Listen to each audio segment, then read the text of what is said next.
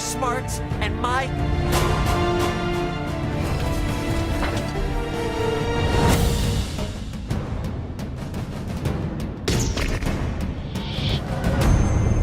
He told me enough!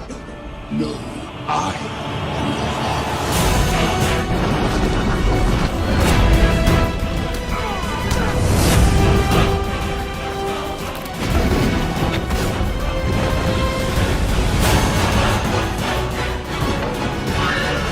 Here's Chuck!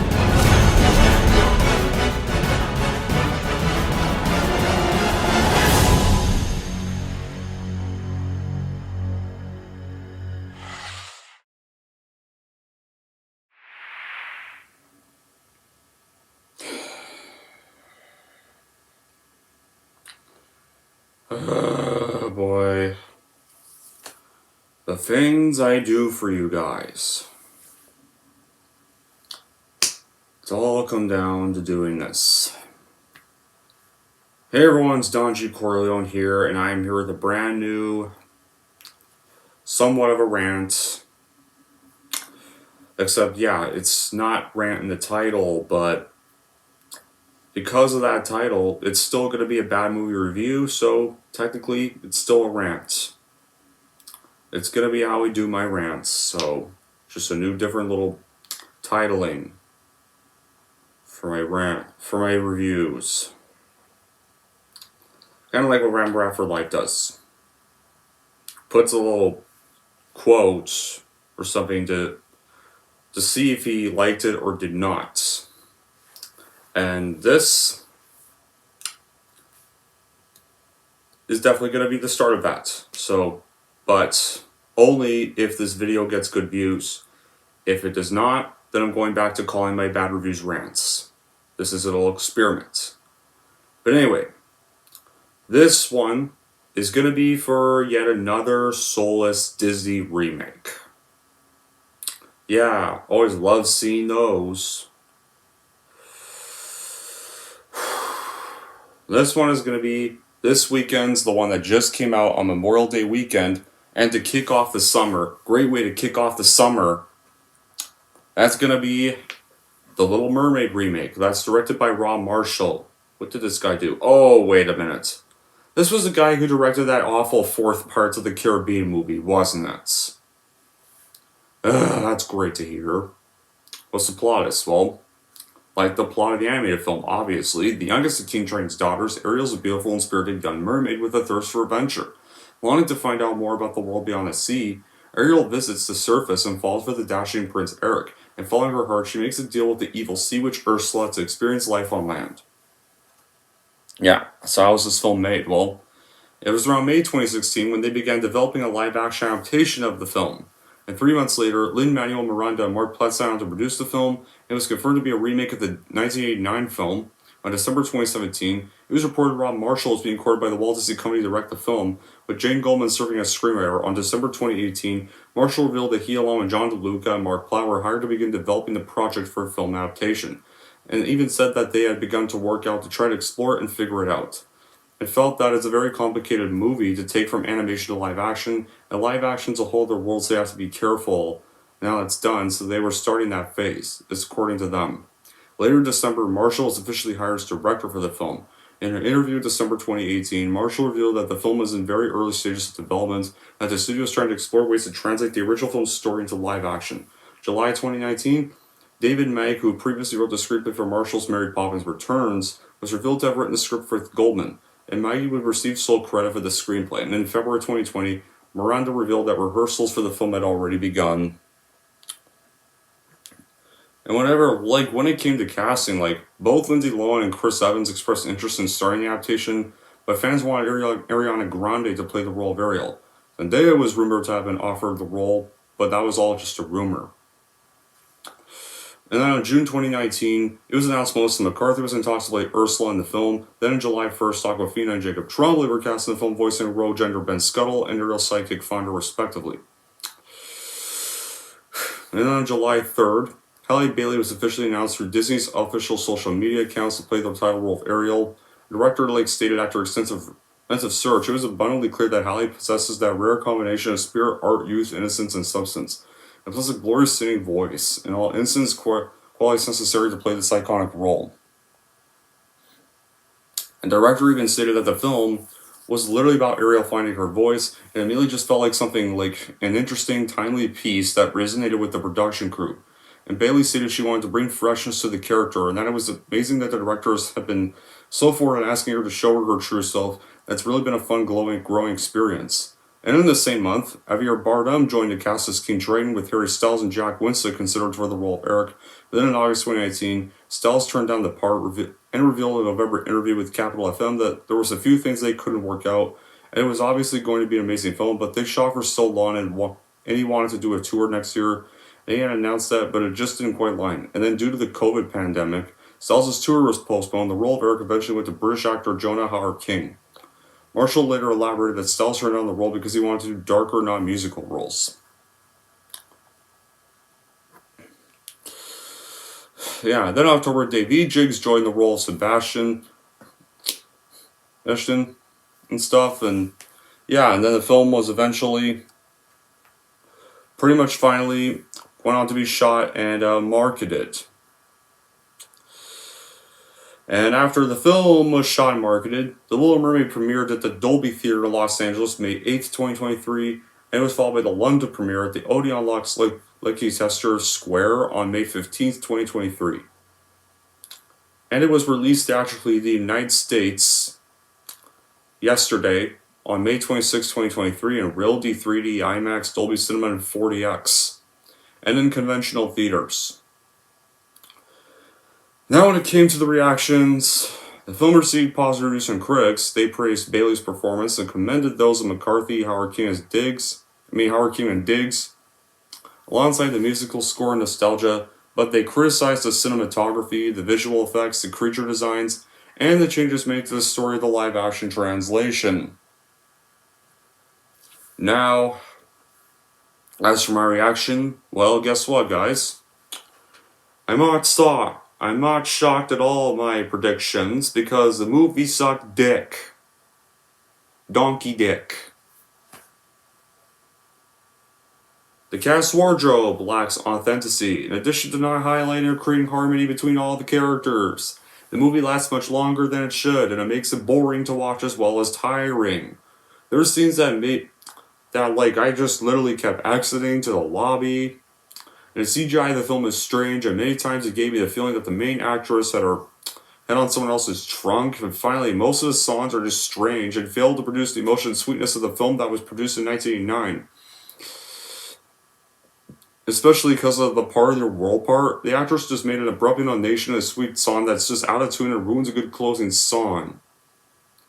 Now, hold on. I'll say this, guys. This movie wasn't nearly as bad as The Lion King, Aladdin, and Pinocchio, and the Mulan remakes, per se. Especially hated those more. Especially Pinocchio more. It was still terrible regardless. And I'll clarify this, guys. No, I don't hate every single film from modern Disney. Okay? I liked Zootopia, I liked Rogue One, I liked The Infinity Saga, I liked Onward, I liked Luca, I liked Raya and Last Dragon, I liked Soul, I liked the Jungle Book remake, I liked the Maleficent movies, and I liked Cruella. And the other Disney remakes I did like the 101 Dalmatians remake with Glenn Close. That I did like. Because that one didn't botch the original movie and actually stayed true to the original movie.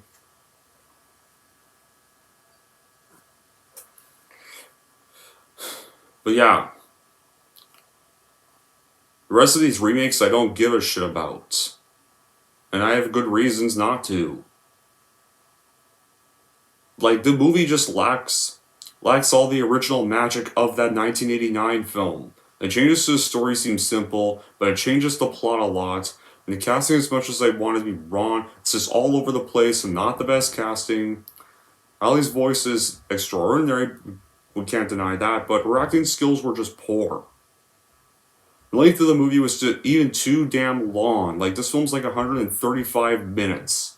The animation just, in some parts, was odd, especially on the flounder character and the CGI underwater.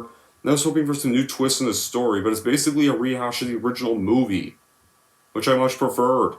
The cast wardrobe lacked, Disney was just declining in quality for a long time. And just don't have much to say. It's just over 2.5 hours for young children. That's just too much to sit through. And especially adults would have a rough time experiencing this movie. When it comes to the other actors, they're more of a mixed bag. When it comes to Eric, Jonah Hurricane is decent, but he toggles between dashing and drippy. Bardem, I like Javier Bardem as an actor in films like Skyfall and Dune. But even he can't do much with the sullenly bearded King Triton, who's literally just saddled with some of the movie's more fake-looking CGI. And dear God, he sounded so damn bored as hell in this role. And then Melissa McCarthy does this wickedly mischievous spin on Ursula, the villain of the story. But too often, though, she just goes for easy laughs at the expense of a real menace. Now, okay, Ariel wasn't as big of a joke as I feared was going to happen. And I thought Melissa played the role decently, but sometimes she just gets too many laughs here. Yes, I get it, guys. Ursula was a goof in the animated film at times too, but Ursula in the animated film was still a threat that can be taken seriously. But the characters who easily fared the worst in this movie were easily Ariel's trio of friends. In the roll scuttle, that seagull is now changed to a diving bird, and overly shoves in Aquafina's goofball shtick goes way too long here. And then you got David Diggs, who also I didn't mind a Sebastian, at least kind of got Sebastian's accent right. Kind of still struggled to make it appealing sidekick. And that has less to do with, more of the singing. That's just how unappealing the character designs were. And what made Sebastian and Earl's Fish Flounder memorable in the original film was their glorious cartoonishness. Here, they just look creepy, emotionless, and just dead-eyed. As if they're just dead inside. Here. And I'll get to their crappy designs later. With these characters, where's the joy? Where's the creative personalities they had in the animated film? Where's the heart and joy you've had for these characters? It's nowhere. The worst change of all of them was easily Scuttle. In the animated film, Scuttle was this seagull was kind of like this mentor to Ariel in the beginning, and also kind of somewhat like this grandfather figure who kind of teaches her the ways of the surface. And pretty much just the reason Ariel gets curious about the surface. Here, Scuttle's now changed to a female. It's now some diving bird because we wanted underwater scenes.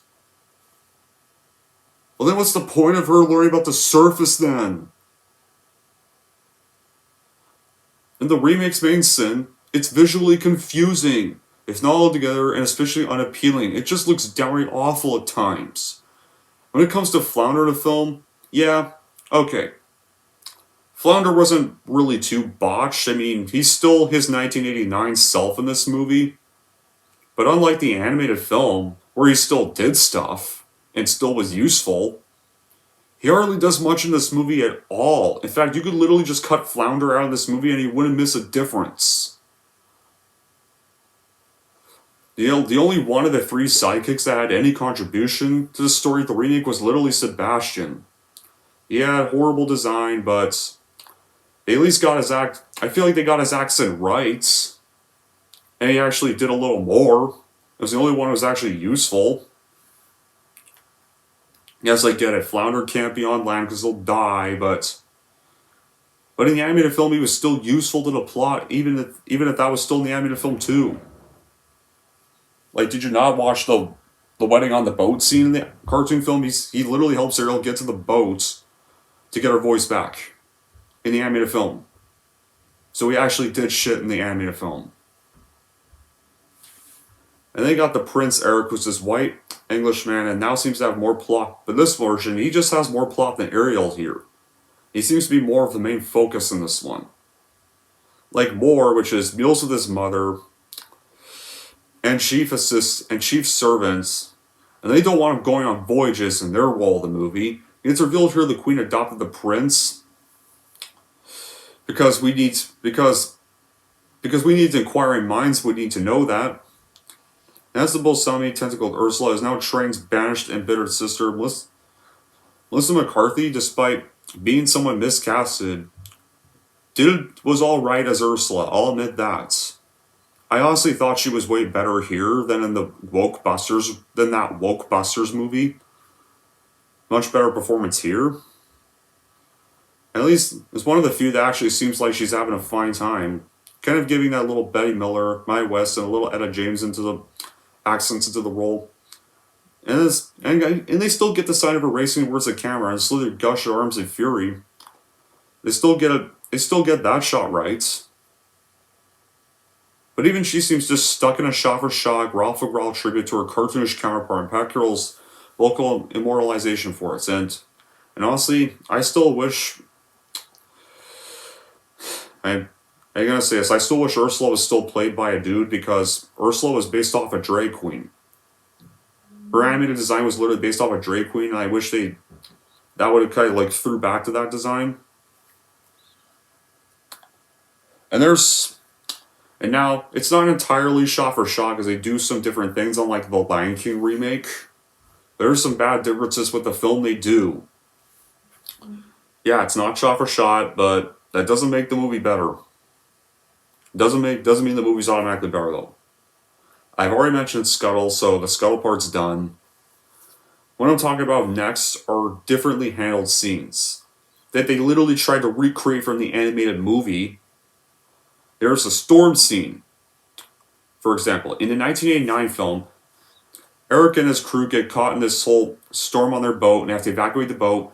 In the 1989 film, it's caused by a rainstorm, and there's tension added to it because the sailors were actually likable people, and just people trying to do their jobs in a hurry to get off, while in the remake, the storm gets literally, it's not a storm, it's literally the boat ends up getting caught in fire because of fireworks. So there's barely any tension because they pretty much stupidly lit their boat on fire. Then there's the scene where Triton destroys Ariel's human things. In the 1989 film, it felt very sad and tragic watching that all happen. And after he did so, he had that horrified look on his face when he realized what he did, and then just swam away sadly in regrets.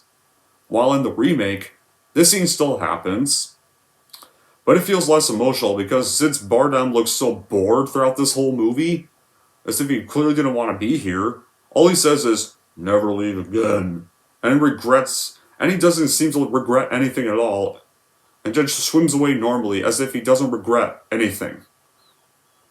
And then we have Ariel's transformation into human. In the original, it actually feels haunting, and since humans can't really swim underwater for that long, you're worried she'll drown when she officially turns human. And it feels realistic. Once she reaches the surface, there's a little bit of comedy when she tries to stand, but since it's her first day of human, she trips and is given a sale for clothes. In the remake, it doesn't feel the same way. At all. There's too much CGI in the transformation, and she somehow now knows how to apparently swim in the remake. Well, in the original animated film, she had to be held by Flounder and Sebastian to get to a part of land, so she wouldn't drown. In the remake, Sebastian and Flounder barely even help. And then Ariel gets found by a fisherman. And then, of course, finally, there's the wedding confrontation. There is a little bit of a change in songs, but the songs can come later, guys. Let's talk about the scenes that get changed. There's the wedding confrontation. In 1989 film, still the same here as well. We know Ursula disguises herself as a human named Vanessa, to ruin Ariel's chances of kissing Eric before sundown. And of course, she puts Eric in a spell, and a wedding happens. And of course, there's the scene's actually funny. In the original film, the scene was funny. Scuttle rallied these sea creatures and other birds to ruin the wedding to literally buy Ariel time to arrive. Basically, how it goes is he has these birds literally fly under Vanessa's dress, harass her, gets pinched on the nose by a lobster, attacked by starfish, flown in the air by seals, sprayed by dolphins, hissed in her ears by Scuttle, and then gets literally bitten by Ariel's pet dog Max. And it's actually funny. It works very well here. It's actually not. It's not overly dramatic, and it's actually hilarious. Well, in the remake, it's just lazily done, and it's too quick. Where all that happens in the remakes version, Scuttle just keeps flying over Vanessa, Max just keeps bothering Vanessa, and then Ariel just appears and literally just fights with Vanessa for the necklace containing her voice. That's lazy. In the animated film, it was actually creative and funny. Where's the creativity in the remake version? Where's the humor in the remake version? Because there's barely anything funny in this remake. And finally, how Ursula dies. In a 1989 film, Eric showed up to save Ariel from the now giant Ursula because, well, the whole, trying sacrificing his life thing still happens here. But of course, the fight is a little different. But with the animated film, though, after Eric showed up to save Ariel, he finds his wrecked ship now surface of the water, and he sailed his wrecked ship to impale and defeat Ursula because Ariel couldn't really do much on land because she was a mermaid again and couldn't really fight Ursula herself. So she had no reason to be a part of the final fight. She doesn't have her legs anymore. In the remake, it's done differently. This time Ariel's the one to kill Ursula. Because in the remake, Ariel somehow knows how to sail a wrecked ship in mermaid form, who never sailed one in her life, and is literally the one that kills Ursula. Her death still happens, but apparently somehow Ariel knows how to sail boats in mermaid form. Yeah, she's not standing, but somehow knows how to drive a boat now, apparently. It's done better in 1989 film, because it actually gives Eric character development in the animated film, and actually makes Eric actually brave. Here. It made more sense that Eric was the one who killed Ursula in the animated film. No tension there, and the final fight even had tension in the animated film. Here, the whole fun finale and climax, even the wedding scene had tension in here, because you want Ariel to get to the boat in time before sundown. And you want the stalling to actually work. Here, there's no tension in this movie. And then you got the wedding at the end of the movie. Where Ariel's worlds, Eric's worlds, all watch them get married. The 1989, that scene had emotion. Triton finally decided that it was time to let Ariel go. He knew Ariel would be way happier with Eric after Sebastian's bleeding. It was an emotional ending right there. It worked. And you were happy Ariel succeeded. Ariel finally got her happy ending. Everybody got their happy ending. Here, the remake, the wedding moment just has no charm. No emotion added to it. And the songs from the original, yeah, they're still there. But they're so badly pitched in. And the same goes for Under the Sea. 1989, Under the Sea had creativity and catchy beats and lyrics added to it. Here, just half of that creativity is gone now, and all the sea creature parts are literally replaced by Ariel here. And with the songs here, it's all hey, remember this scene or remember that scene? Because, hey, nostalgia. Nostalgia in your face. And Kiss the Girl, the frogs are gone. Now it's replaced by Sebastian, Flounder, and Scuttle singing the lyrics this time. In the original, the song was beautiful. The frogs made the song more beautiful. It made it more catchy. And there is one added song that infuriated me the most. Because, hey, since Awkwafina's a rapper, let's give Awkwafina a song number in this movie. That's Scuttle Butt. Yeah, and it literally plays during the moment Scuttle and Sebastian are literally getting Ariel ready for the big day before Eric meets Vanessa. And it's cringe to listen to. Who wants to listen to a song called that in a remake of The Little Mermaid? Why did they greenlit this song? I don't know. And there's another added song, and this is set during Ariel's first day as human, which really confused me at first. Because it's Ariel technically still singing this one, but I was really confused, like, how in the world can you sing if you don't have a voice now? But then apparently it's actually just her thinking all this stuff in her mind, so thankfully it seems to clarify that. It's just her thinking that in her mind, so that made more sense. But the original, that scene didn't even happen at all. That song didn't even happen at all. They just clearly, it's like they just wanted to give Hallie more songs. Okay, fine though, but yes, there's some good moments in here. And these good moments are why this film did not get a 0 out of 10 and escape that score. Like first, like, Melissa McCarthy, yeah, she actually gave an actually decent performance as Ursula. I will admit that. Ursula wasn't too much of a joke.